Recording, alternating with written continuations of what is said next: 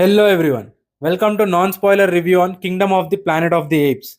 ఇంకో average sequel from Hollywood అనిపించింది movie. ఎందుకు ఇలా అనేది అర్థం కావట్లేదు.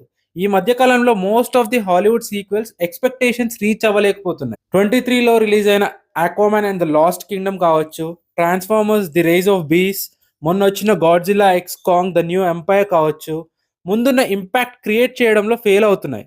ఇప్పుడు Kingdom of the planet of the apes కూడా సేమ్. చాలా బేసిక్ అనిపించింది మూవీ.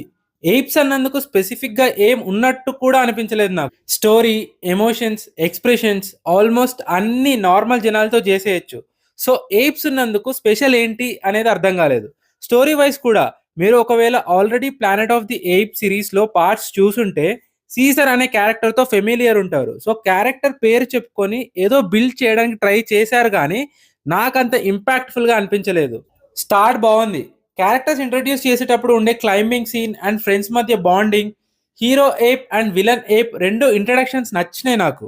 అండ్ ఇంట్రడక్షన్ కి తగ్గట్టు ఆ క్యారెక్టర్స్ మీద ఎక్స్పెక్టేషన్స్ కూడా బాగానే సెట్ చేశారు. ఇనిషియల్లీ హీరో హీరోయిజం గురించి, విలన్ విలనిజం గురించి హెవీగా చెప్తారు, కానీ చెప్పిన రేంజ్ లో చూపించరు.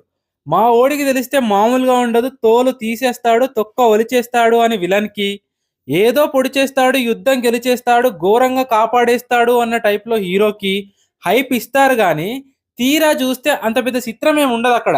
ఇంట్రడక్షన్స్, ట్రైలర్లో చూపించిన ఇయరా బాద్షా షాట్ బాగుంది. మూవీలో బెస్ట్ షాట్స్ అన్ని ట్రైలర్లో కవర్ చేసేశారు.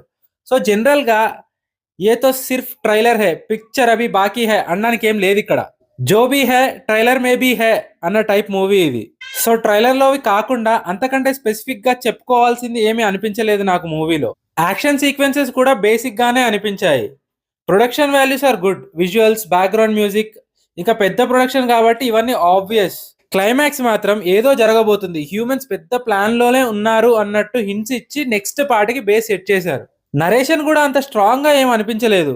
సో ఓవరాల్గా already planet of the ape సిరీస్లో వేరే పార్ట్స్ చూసిన వాళ్ళకి and Hollywood action and scifi follow అయ్యే వాళ్ళకి అండ్ యావరేజ్ మూవీ అనిపించవచ్చు, మిగతా వాళ్ళకి ఇంకొంచెం బెటర్ అనిపించవచ్చు.